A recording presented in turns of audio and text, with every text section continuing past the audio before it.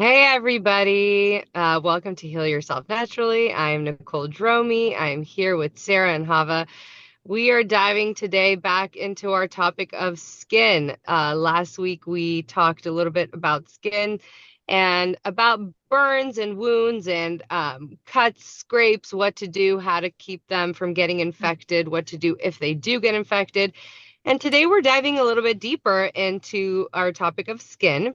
And we'll cover things like eczema, psoriasis, different rashes, hives, acne, skin cancer, rosacea, all of that lovely stuff. But we really want to talk about each individual topic so that we can really, because skin is such a broad thing, right? And if for any of you who haven't been on our podcast before, we do talk about broader topics and try to narrow down different types of treatments and herbs to recommend. But now we're taking a deeper dive into things. And so skin has been broken down into 3 different podcasts, and this is our second podcast of skin. So let's get straight to it. Let's talk about the lovely eczema. Eczema is something that we see in a lot of people nowadays, children and adults alike, but mostly we see it in a lot of children nowadays. I don't think and I do have younger children, and typically in every single one of my children's friends group, there's always 1 or 2 kids who suffer from eczema and they have severe breakouts during all times of the year. And so I really want to understand from both of you, what is the cause of eczema? Let's start with Chava. What is the main cause of eczema? Okay, we just spoke earlier about some cases of eczema, and the fun part for me when it comes to the skin health that I don't on my it kind of twisted, but I'm not really interested in the names of diseases, but I'm interested to see um, um, just the situation of a conversation that the body has with us. And so eczema and all issues by me, they're all combined into one simple problem. And the simple problem is that our skin is an extra pair of kidneys and extra and lungs for breathing. And when one of those are not working correctly, we see the stuff straight on the skin. So most children, when they get some sort of a rashes, when they get an eczema, okay, so we'll speak for simple people because they do need the name, the name. Okay, so eczema is a rash. When there is something on the skin that just tells you there is a problem inside of us. So, and when the problem is inside of the child, it can be digestive, it can be allergic, it can be many compounds. And I usually say the skin are when the one of organs, eliminative organs, are not working correctly, that the body is doing what it's designed to do, is fix itself, and it throws toxins to the skin. So whenever you see the children suffering from these patches or itchiness or scabies, whatever, it's all because our digestive system is not working correctly. Our kidneys are not doing what they're designed to do, and our lungs are not designed and also not doing, they're not working correctly. Basically, that's what I'm trying to say here. So that's for me what eczema is. Very simple: toxicity, internal toxicity thrown to the skin. And because the skin is a pair of lungs, so we need to breathe. And when we're not breathing toxins correctly, it comes to the surface. Hopefully I was able kind of to explain this in No, I get it. I simplified think, way. yeah, in layman's It's a terms, I think very it's a great. simplified. That's what we spoke me and Sarah before, because some people will come tell, no, this dermatitis, this. It doesn't matter the name. I don't really care the names. You see what's on the surface. Once you see something on the surface, that means internally the organs are not organs are malfunctioning. That's it. So basically, in layman's terms, which I mean, you did define it very simply for people. The skin diseases or problems that I mentioned before, like eczema, rosacea, psoriasis, things like that. It means high toxic levels in our body, and our body is extricating it through the skin. So a skin is actually it's a good sign when things like that happen, because internally we can't really see what's happening and we ignore signs that our body gives us. But when it's in on the skin, it's hard to ignore because it's in your face, right? And it can become extremely uncomfortable in a lot of cases, especially when there's eczema all over the face or the hands or elbows and things like that, places where they're hard to ignore. So it's kind of like your body saying, hello, alert, alert, stop Right. doing what you're doing, clean me up, clean up the food, clean up. So yeah, so I like something. Yeah, it's not, sometimes it right, can be food, sometimes it can be emotions, sometimes there's many things that can trigger it. But as right. soon you see something on the skin, patches, as we mentioned before, the red flag, internally something is not okay. So that's Right. like, this is the most simplified way to look at the issue. And Okay. that's how I try to pass So this to Sarah, people. in a process of elimination, when a client comes to you with a problem like eczema, how do you begin to try to steer them or try to find out what is it that's causing their body, right? Because we want to eliminate the factor that's causing this type of reaction. So how do you do that with them? Yeah, so I kind of look at it a slightly different way. Of course, it is about, the body not jiving with something inside. Right. It's usually internal. And I totally agree that way. The skin is we it's almost a mirror to the inside of the body.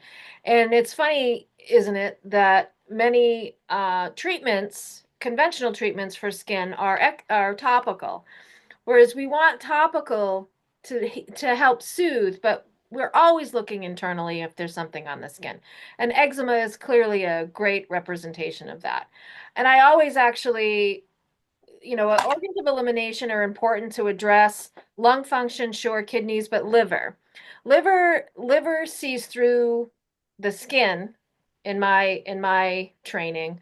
Chinese medicine, it sees through the eye, but it's the liver. So I'm curious in what kind of foods could be irritating this person, and the elimination diet that I would recommend, and also nutritional support as well. And so I'm looking at dairy, wheat, soy, you know, um, eggs. These are the main allergens for the most part that for some reason, right? And we can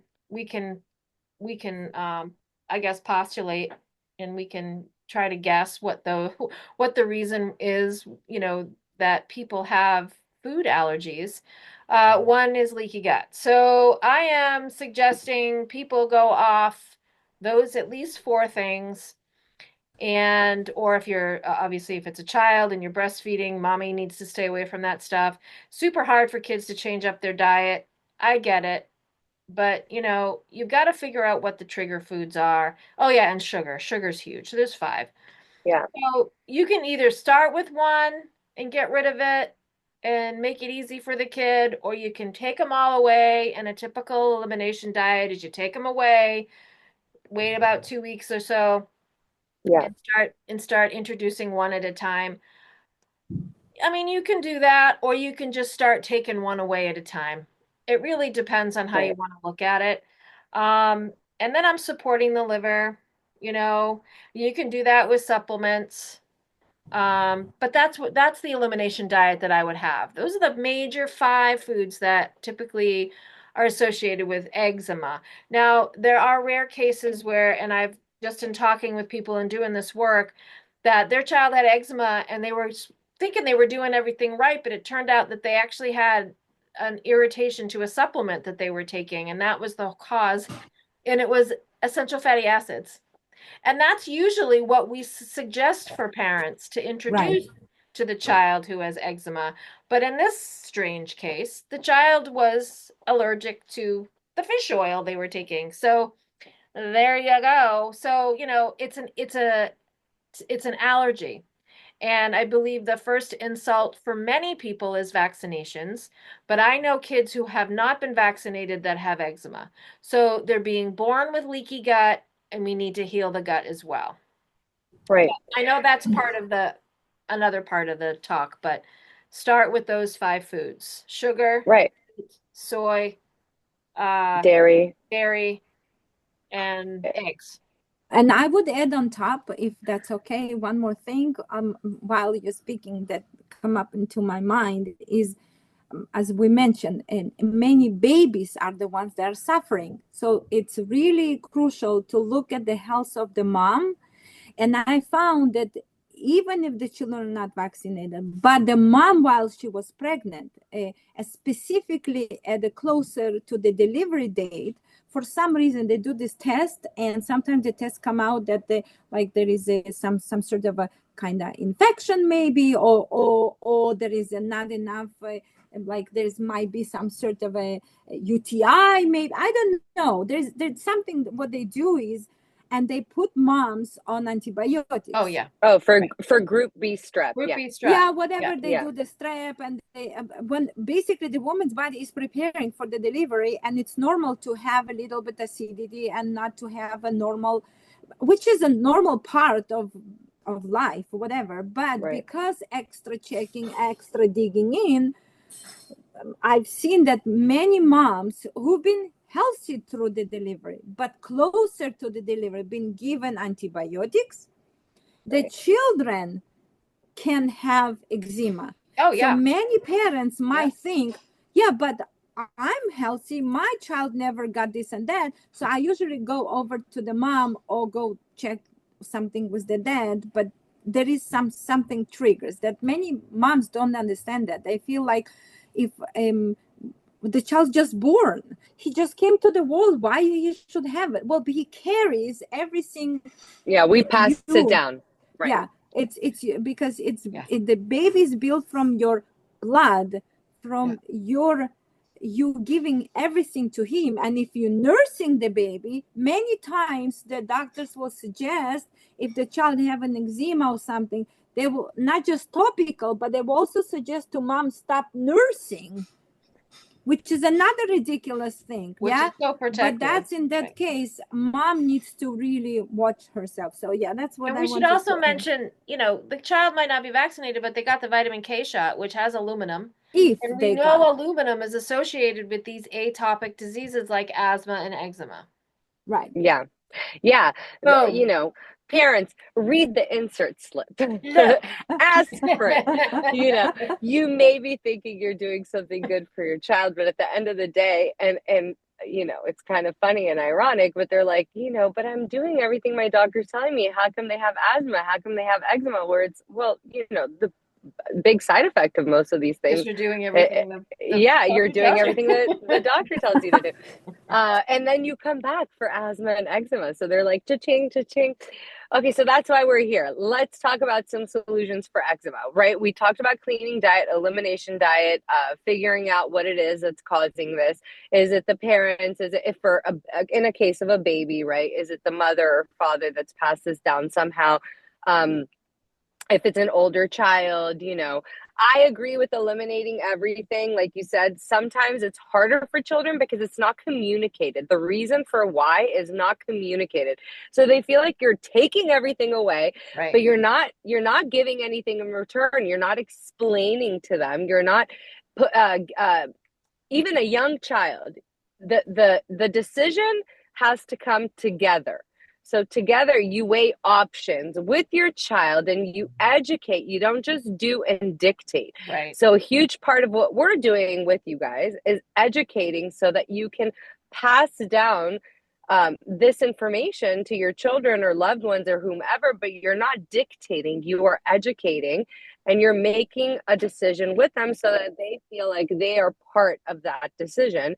And Totally. in almost all cases, you'll have children that are on board, Yeah. right? You'll get the stubborn ones, but sometimes you really just have to hammer it home and have them understand, okay, well, we're taking it away from now. That doesn't mean that everything's going to be taken away. You reintroduce, like Sarah mentioned, and if you see that that certain item off that, list as not causing it, then they get rewarded with having it back into their diet. But let's talk about herbal solutions. Some herbal solutions and some things that can either provide help to the liver or cleanse the liver. I know there's some things that we can do to cleanse the liver or just support. So let's talk about that. Sarah, what are a couple of things? And then we'll go to Chava for a Yeah. couple of things. So, I have helped people with eczema before, and I'm I'm introducing actually in this one case, in particular, most recently was CBD oil, which internally and externally is an amazing product for eczema. Um, and so that's number one. And CBD oil is very safe for children. And of course, if mom's breastfeeding, then mom would do it. And so that can be used internally or externally. I always do suggest something topically just to soothe. And so that would be things like plantain and calendula. Calendula is probably the number one thing I use for eczema. It takes Right. away the irritation. And there's some kids that have such severe eczema though, their skin doesn't even soak things in, which is so very sad. So those are extreme cases, and that's kind of like it's always a case by case basis. So this is really just generalized suggestions for mild to moderate eczema, because I've actually seen people with eczema all over their bodies, including their face. And Right. these children are taking bleach baths, which is a horrible, horrible practice. Oh yeah. Which, So sad. I'm sorry, but that's horrible. There's so many other things you could be doing. So calendula and plantain, um, externally, topically in a salve is beautiful, or a spray is fine too. You could do tea. And I would actually do those things internally as well. And we're supporting the gut with the plantain, and the calendula is wonderful for the liver as well as the gut. And I'd introduce things like burdock root or dandelion root for, supporting the liver's elimination process. And there's a lot of other things we're doing for the gut. So we've got the elimination diet. But to heal the gut, I really love, bye sweetheart. I really love Oregon grapefruit. It's a substitute for golden seal, and it's not as expensive, and it's not an endangered plant, so I use it for the berberine. It's wonderful for sinuses. It's wonderful for anything with a mucosal layer, a slimy layer in the body. It will help just reset the gut. And then we're doing probiotics. We're doing, and if it's a small child, you just research it a little bit, because their guts are a little bit different. If they're under like 2 years old, you want to really stick to a lot of the bifidus strains and the acidophilus. If they're older, you can get into the different strains.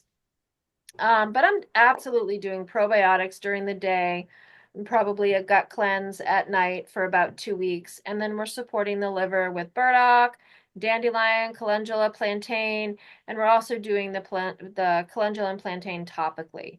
You can do in the bath, you can add oatmeal. I suggest people get some nice organic oatmeal, cook it up on the stove, and use that water in the bath.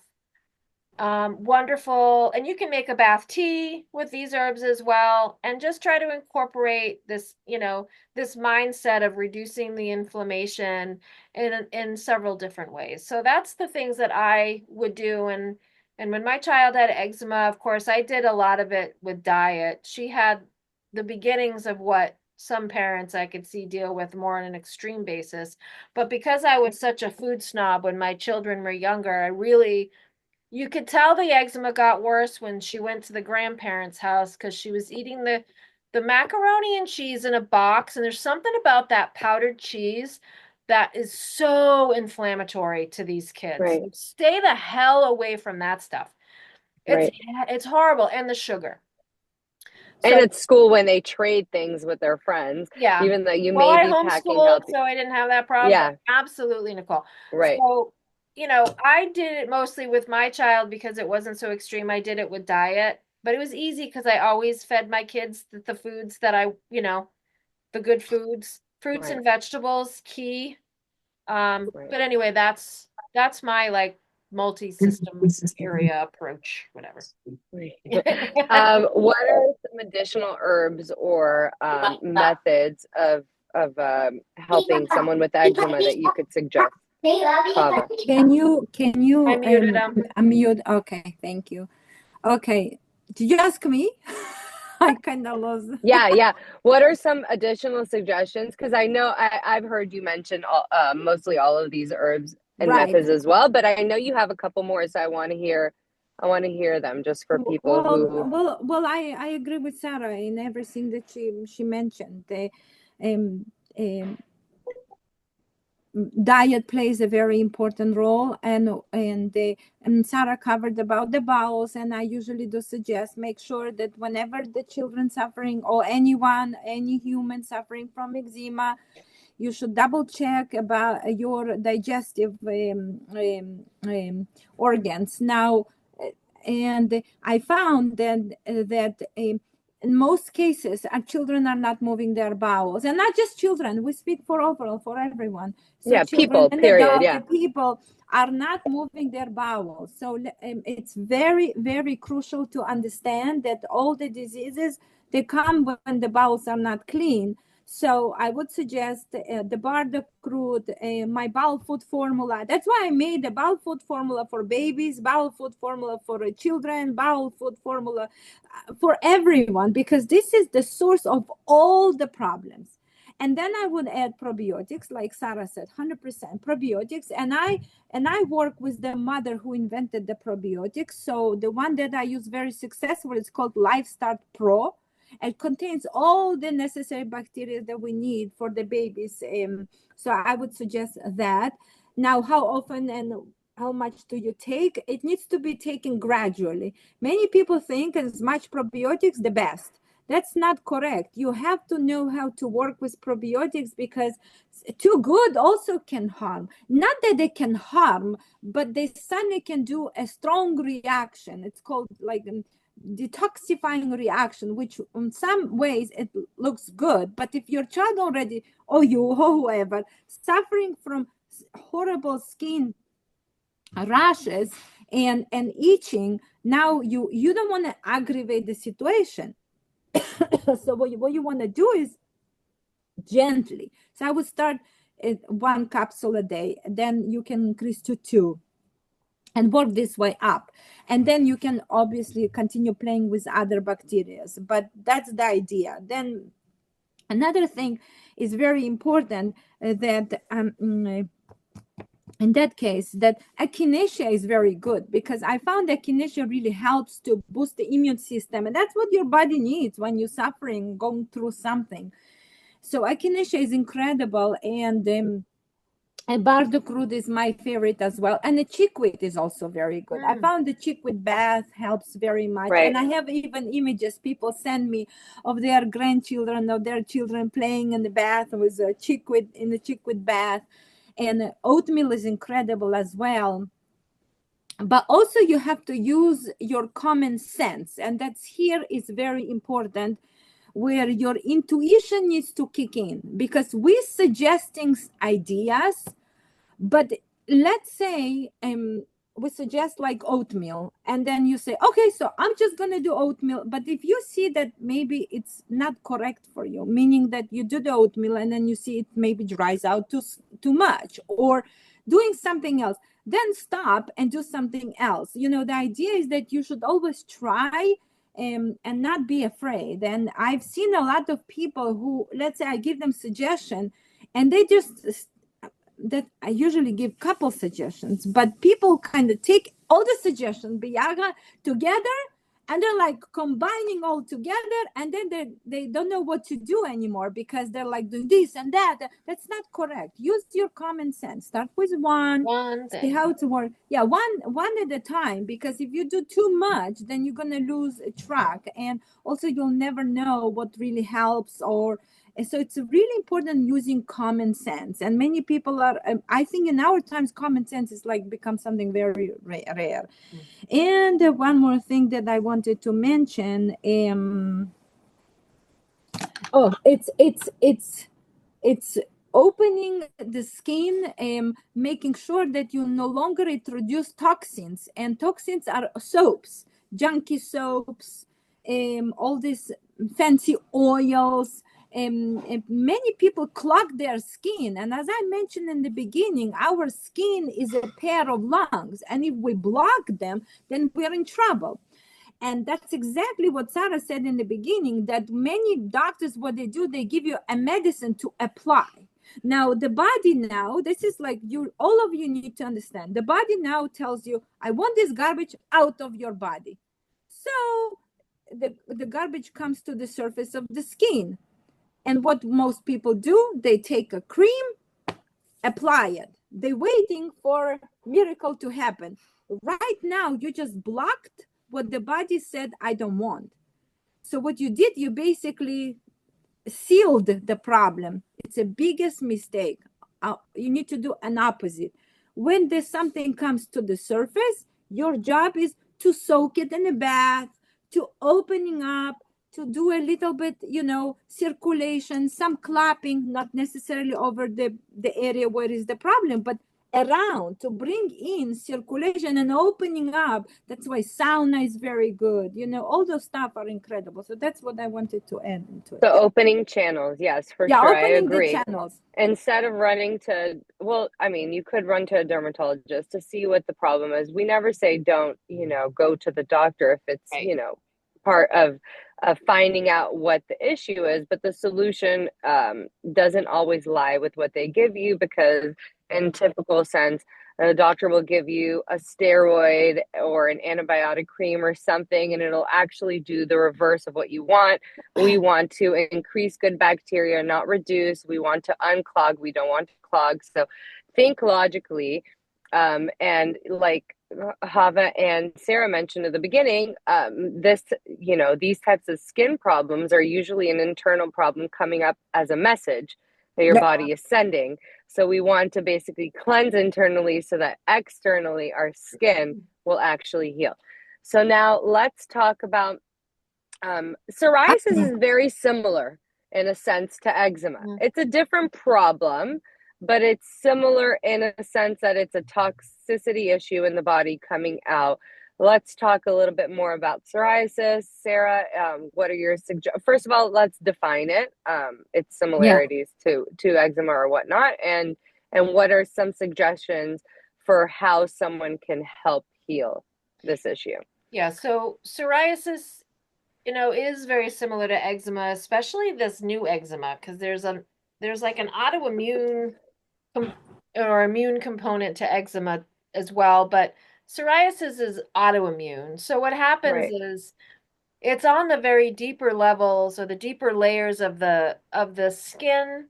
There's the dermis, the epidermis, and when you get down a little deeper, you're actually, there are immune cells that are interacting with that skin, and it's not interacting in a proper way, and then you start creating more skin cells, essentially, is what psoriasis is, and it's considered an autoimmune thing.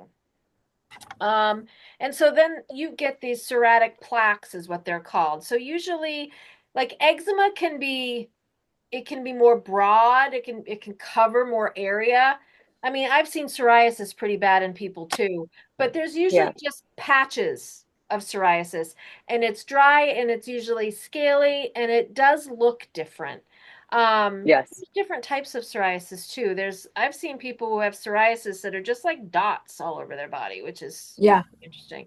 And it's Elbows. and on the elbow, usually, yeah, and a lot of times eczema is elbows, in the backs of the knees, Knees, right. and on the eyelids and around the mouth, and I see a lot of people with psoriasis on the top of their head, Yeah. on Oh, their elbows and knees, and yeah, and back here on the nape of the neck. Yep. And so and that's what psoriasis is. It's an autoimmune skin issue, and you have to be careful what you use for internally for psoriasis for the immune system because it's autoimmune.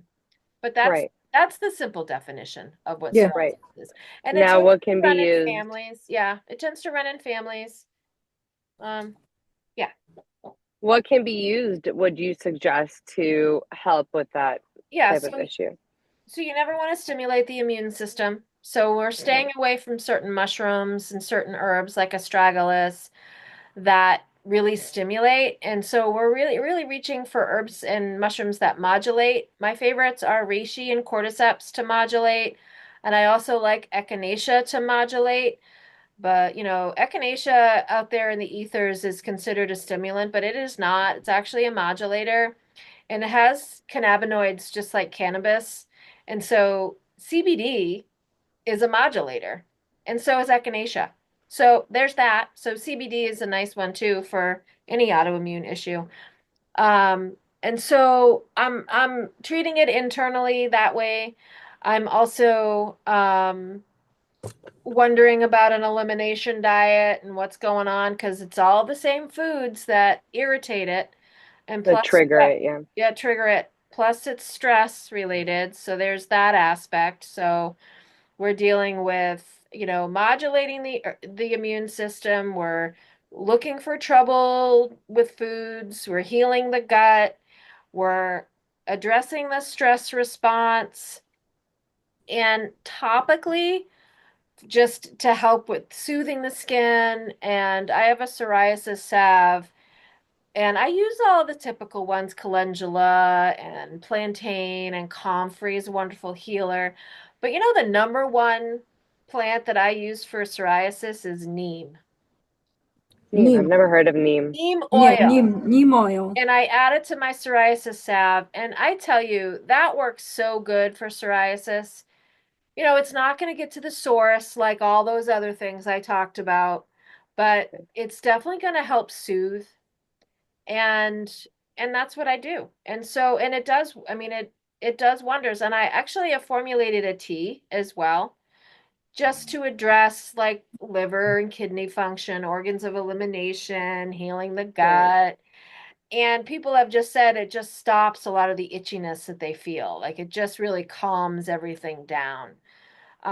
It's really hard to reverse an autoimmune disease once it's dug in like that. Set, yeah. Yeah, so we're maintaining, we're modulating, the stress response and the immune system, and we're just really trying to soothe that skin. Just so, it's very unsightly. There's a lot of women that, when summer comes, they just get so, anxious, and they don't want to show everybody their plaques that they have on their legs or on their arms, and it's nice to be able to offer some solutions that are natural, of course, not the steroids because that's what they suggest. um, and I've seen after the COVID, psoriasis went cuckoo bananas because COVID, or the vaccine, but COVID has this weird effect on any underlying issue you have in your body. And so my brother actually, oh, his psoriasis just went from neck to toe on him. And it was hard to watch, but Wow. that's what I do. Alrighty, I love those suggestions. Hava, anything to add on psoriasis to help Yeah. alleviate and help Well, regulate our immune system? well, every between 28 to 30 days, our skin replenishes. That's the beauty of the skin. That's what we usually say. If you are eating clean and you're on a clean diet and you very well hydrated, the first thing that you're gonna see is your skin gets cleaner and nicer, right? The problem with psoriasis is that it's actually every 2-3 days it regenerates, and that's why there's scaling of these patches. So I also learned that you can, it comes and goes. It's not something that usually people live with. I mean, people do live with it, but the idea is that there are something that triggers the issue, and there is something and the person can go for many years without, and then it comes back again. So in most cases, what I found is that emotional stress is the one that brings the problem in. Emotions and the lack of clean diet, like mineral deficiency. Yeah, I found that once, yes, the psoriasis is developing, we can catch it and nip it in the butt. It's not that how you say, Sarah? Nip in the butt. In the Yep, bud, in Okay, the bud. so in the yeah, bud. so you can in the butt. So you right away can provide No, herbs and treat Not the it. bud. You the can take it bud, in the butt if you like a want. The flower, butt, Okay. like a bud. whatever. Okay, Yeah. so the idea is, I love this twist, like nip it in the butt. Oh, I'm saying this maybe for a couple of months already. I love it. Okay, but the idea is that you can, once, if it's a young child, in most cases we don't see this in the young children, but there's something that brought this into this area. So while you see this in the children, you need to nip it in the bud right away, find out the issue and treat it before, as Sarah said, it settles down. Right. Then when you get an older, and let's say you didn't know better, don't get upset. It's time now to clean your bowels. It's time to clean your liver. It's time to work on your kidneys. And when you work on those, your skin will start fixing itself. And the beauty of it, that I've seen so many cases of people, and the first thing that I would ask, how is your bowels? Or they would tell me, oh, I'm going one every 3 days. You know that they are actually gonna get the disease, oh, skin issue, or they will reawaken the bear that was sleeping. And then another issue I found is hydration. People don't drink enough, and then right away they can see the symptoms, the scaling of the skin, right? They're like so connected. So I usually would suggest people is to first learn about themselves. They need to learn the cycle, what brings and awakens this bear, and pizza is the one that actually can irritate. So if there is somebody who loves pizza and eating pizza all the time, might have aggravation in this situation. So basically I want the people to really um, like scan your body when you are suffering from something like psoriasis, and really learn. Many people, even, like, I'm not suggesting dig down to generations to find out why I have the problem, but today, what caused the problem today. And I always found good to writing things down, like having a notebook where you write things when you, If you have a flare up, you're saying, yeah, yeah. flare-ups, and then Diary. you see in a Right. year of doing that. Well, I'm not suggesting every day sit and write, but whenever you have a flare-up, go back a day or two before and write it down, and you'll have a full cycle what caused this problem. Right.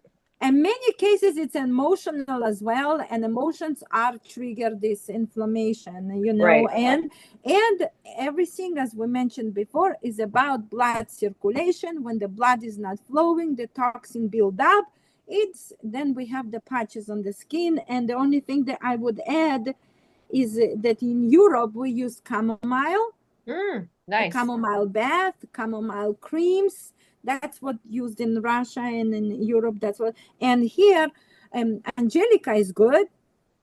I found that clapping over the area is really helpful. Clapping, like you do the massage and then you clap over those Not areas. applauding, not like yay No, psoriasis. yeah, but like this, but not like the one, like this new thing. There's one guy who shows everyone how he can clap someone, how he can beat shit out of someone, and he really beats them up. This is not correct way. Gentle clapping, slowly, and it's No, because I incredible. would imagine that probably doesn't that injure the little capillaries and then that would inhibit. If you do it It's too hard, it would inhibit well, blood flow, I tell right? you what, I saw this video of this healer doing that, and I'm like, I wrote him, I wrote the guy, and like, this is not what you do. This is you're not doing this a correct way. And people was laughing, like they say, ha ha ha. It's not funny, because if somebody will listen and do that, they can actually cause individual to go into the shock and even faint.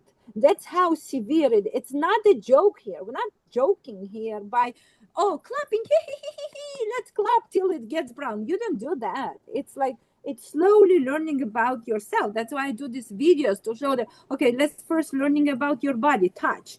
You feel something. You feel pain in your stomach. Massage it. That can Yeah. also help your psoriasis. You know why? Because everything is in the gut.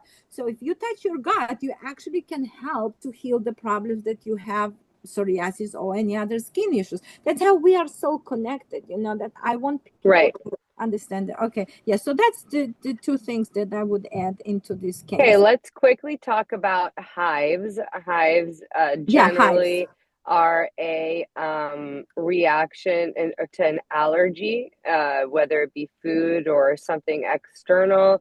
What are some good antihistamines that you would suggest if someone does get hives, or do you have anything else to say about it other than it being caused by an allergy, Sarah? Yeah, so one other thing to add about psoriasis, so there's one important organ that we need to address is spleen. I just want to Yes. say that. I just wanted, yeah. Yeah. I was So, like, and I I have forgot mention herbs the for spleen. spleen, things like red root, but so, and the spleen is this weird lymphatic circulatory organ. It's like, where does it go? It kind of, we don't know really what system it goes in. It's immune, it's circulatory, it's all these things. But we support that with herbs as well. And I use red root. Okay. So on to Hives. hives. This is something near and dear to my heart because I've acquired what's called cold urticaria, which is a mast cell activation syndrome. MCAS, it's big these days because of all the inflammation people have and all the injury, the vaccine injuries and all sorts of crap that happens out there. And so straight up hives is similar to mast cell stuff because it's all mast cells. It's all the immune Right. cells that live on the surface of the skin or in the surface of anything that touches the outside, lungs, gut, it has mast cells.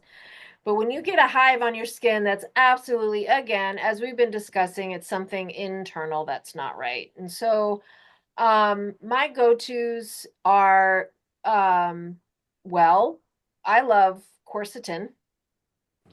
Quercetin is an amazing, like it's a supplement. Quercetin is it's a flavonoid that's in onions and garlic. It's in a bunch of different foods. And so eating those things are a wonderful idea, but you can supplement quercetin.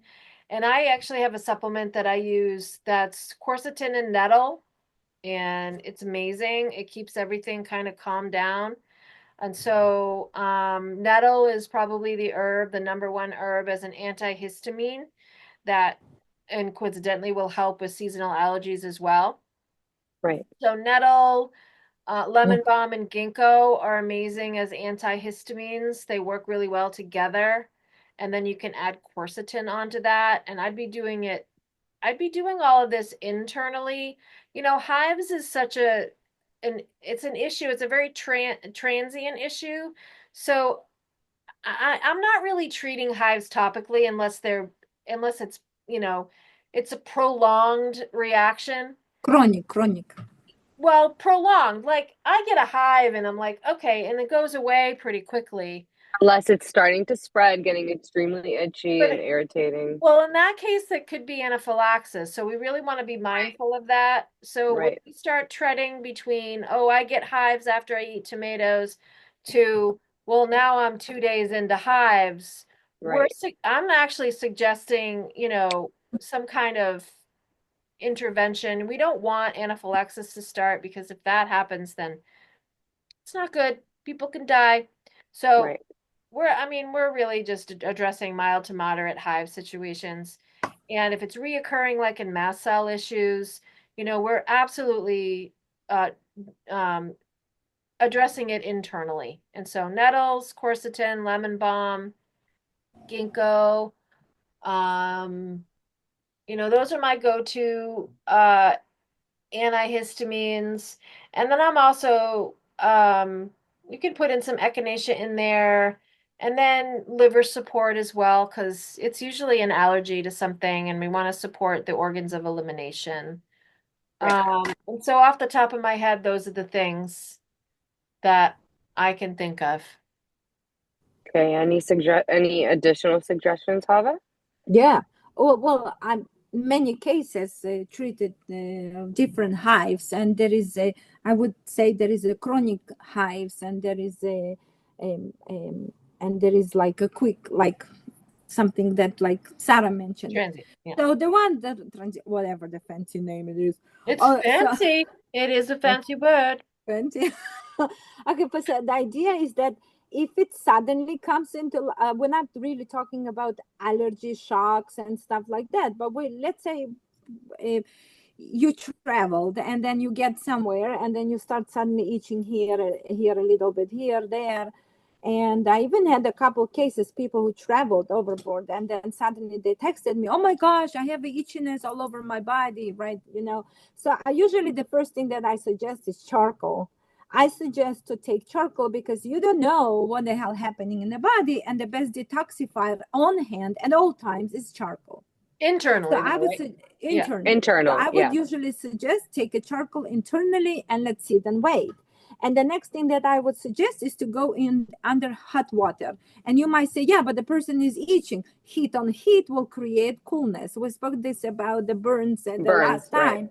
But actually, heat on heat, if you see that if you start itching all over, then I would suggest right away go on under hot water and it will calm the itchiness. And the interesting part is that as more you're going to continue itching, the more you're going to aggravate the situation. So I usually suggest instead itching, you just tap over this area. Oh, tap or clap, the way you want to call it. And that will help you because once you itching, you actually cause this antihistamine to start spreading all over the body. Next thing that I usually suggest is if the person can, and let's say it's happened randomly or whatever. So I usually suggest even go get a sauna. In a sauna, what it does, it's also heat. And what it does, it's the body again tells you whatever there's something that you injected or something that you ate or there's something emotionally that's not good, take me out from the system, right? So what is the best way is to sweat. You sweat, you remove the garbage out of the system, so that helps very much. So I even had a case, someone who traveled and she was itching, she sent me pictures and I'm like, where are you? Oh, I'm in a hotel. I said, like, okay, go there. They probably in the hotel, they have a place of the sauna. Just go there. And after taking a charcoal, she went there and took about a day and a half and she was fine. So remember that. And it's good to go into the sauna and help like to sweat out whatever the garbage is in there. So charcoal is my favorite. The next thing then, and with the chronic ones, it's very bad. Like it's so, I mean, I've had so many clients that suffering from chronic hives. That's it's a process, and it's many times comes to adult males and females, and when it's chronic, it's usually candida. So I would just go check through the diet and see what the person eats. Do eliminative diet. I would suggest maybe they ought to go on clean water. Yeah, just go. Yeah, so that's not easy to treat, but I found red clover helps very much. Red clover helps to clean the blood. So anything that as soon I see something on the skin, red clover is my favorite. I don't know why, but so many cases, especially this one woman who would just suddenly get hives all over her body, and the interesting part that she was on many medications, and then she went to the doctor, the new doctor, and the doctor said, "Oh, why are you taking all this medication? You just need one or two." So he removed many of those, and he left with one or two, and something would happen, and she just would get those hives and was like all over. And this red clover and burdock root, red clover and burdock root, but specifically red clover, was absolutely incredible. And I even had documented pictures of someone like itching, and in a couple like hours, it's clean. So that's another way to treat, the hives. And nettles are amazing. Lobelia is amazing, even though more lobelia helps with more like asthma and stuff like that, but lobelia also helps to calm down. So lobelia is another one that I would have on hand. Those basic herbs, and especially charcoal is absolutely incredible. Charcoal is amazing, especially when you don't know what the hell happens. The first thing, you just shovel charcoal. Yeah. Right, because That's how it can't harm you, but it'll definitely soak up the toxins, right? It's absolutely incredible. That's my first thing. Whenever I hear something, just take a charcoal first. Let's first figure out what is it. Take charcoal. Right. So yeah, charcoal is my favorite. And I would say too, if there's a chronic hive situation, it's really important to find the trigger, because oh yeah, 100%. that's an anaphylactic, that's like a potential anaphylactic reaction to a food. And so when I eat soybeans like edamame, I found that out that I can't eat those. And you can feel the hives coming, like it's not right. And I had hives from it was just all over my body. And at that point, I didn't really do anything topically except don't itch it, and then just stop eating the food that is irritating you. That's really an important aspect to all this. And I love that you used the red clover, because the red clover it's also a lymphatic mover. So it's also a detoxifier. So that's awesome. Okay. Well, I even tried to put the person in the bath with his own pee. There was different treatments, there's different things people can do. Now there's a whole thing about drinking your own pee and stuff like that. Let's not get into that. Yeah, I'm not getting there, but I'm just saying that there are so many methods, but I love the ones that you both suggested, because they're not over the top. And again, people, we want you to understand. But let's say you don't have nothing. What you should do, you can pee and put over the area. So that's good to know too. I do like the suggestion.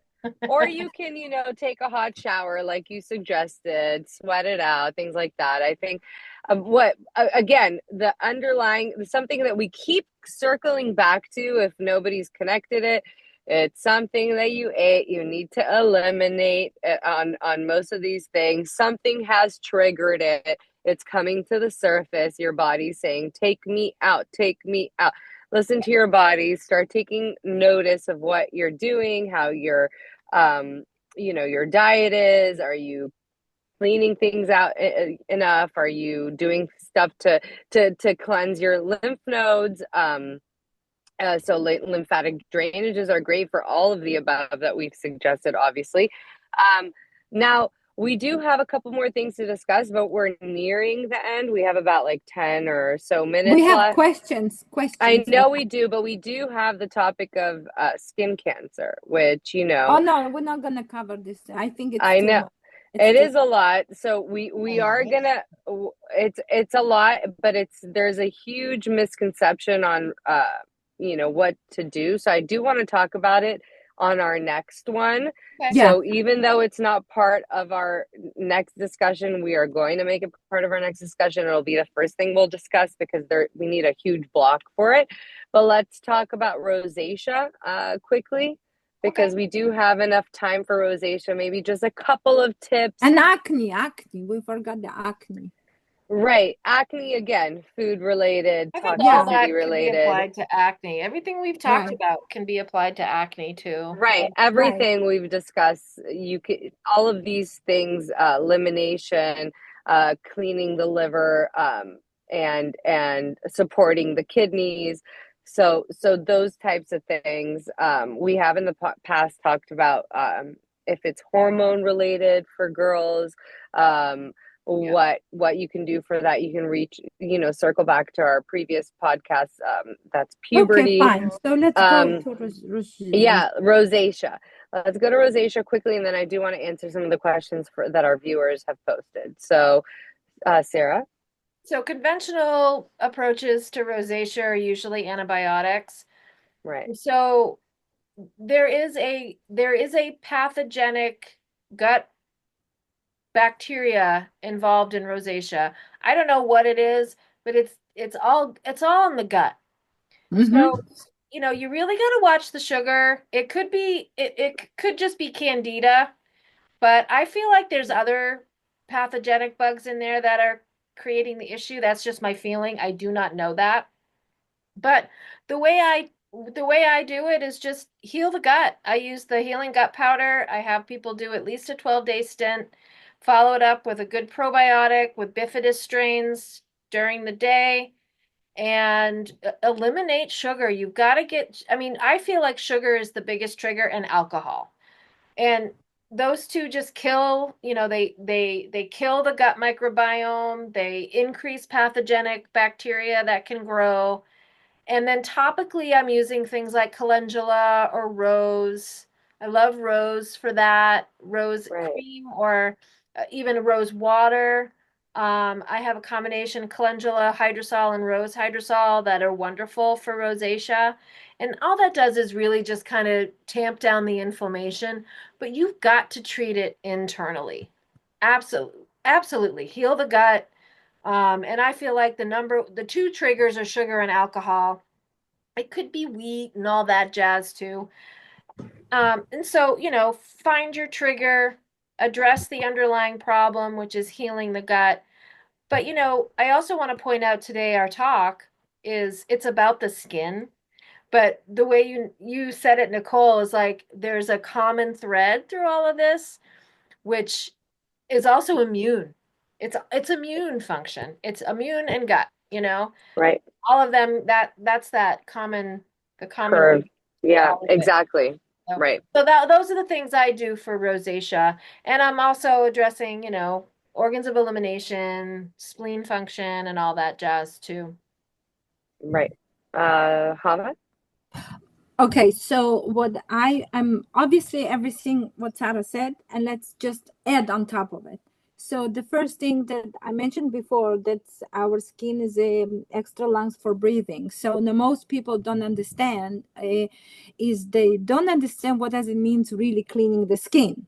So most people they go in the shower and they'll just do like the soap and they use this simple loofah and blah blah blah and they go out and they feel they're fine and clean. That's not the way to do it. So any problem that we have on the skin requires opening up the pores, and the opening up the pores so the skin can breathe correctly requires a good scrubber. So Korean sponges are very important. I usually suggest Korean sponge for everyone.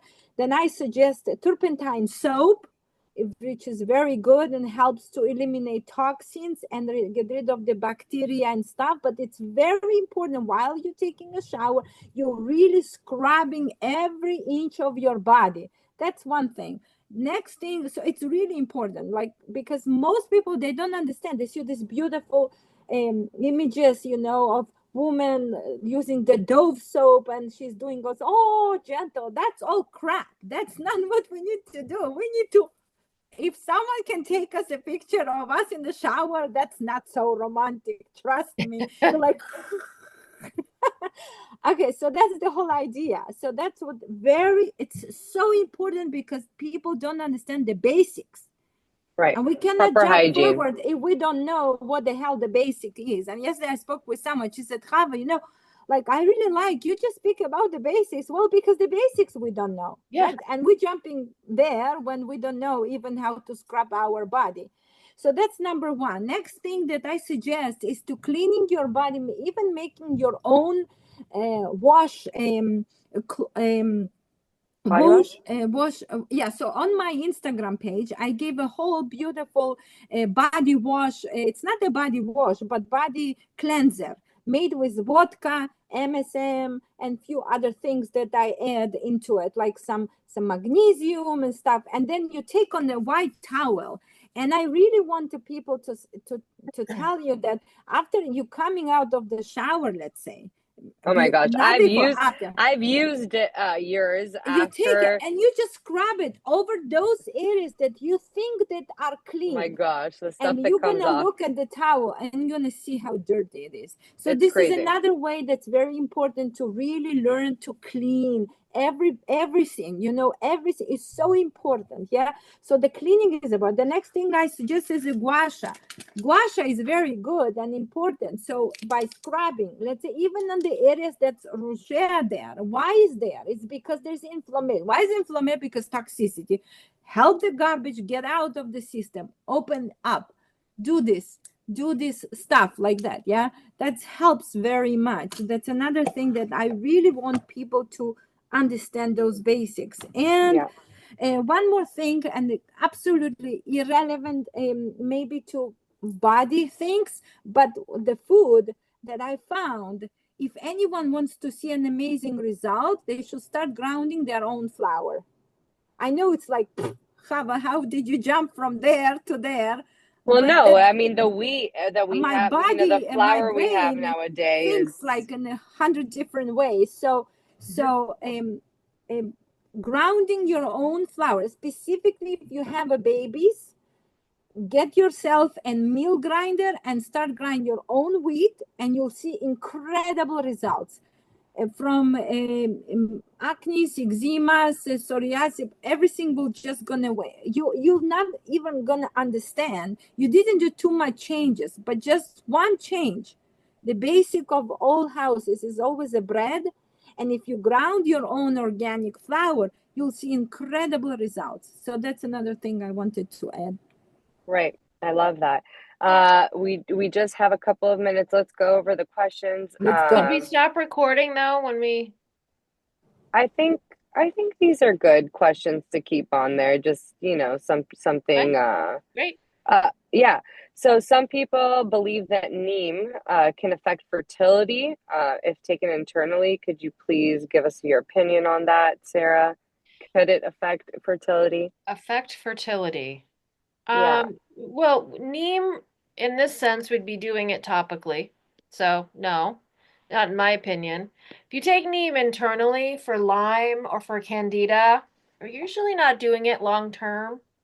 Right. So, I'm not familiar with neem affecting fertility, although, you know, I don't know everything about all the herbs, but in my opinion, I've never seen that or heard of that. So, but in the example that I was giving for psoriasis, we're only doing it topically anyway, so it's not going yeah. to affect fertility, um, in my opinion, that way.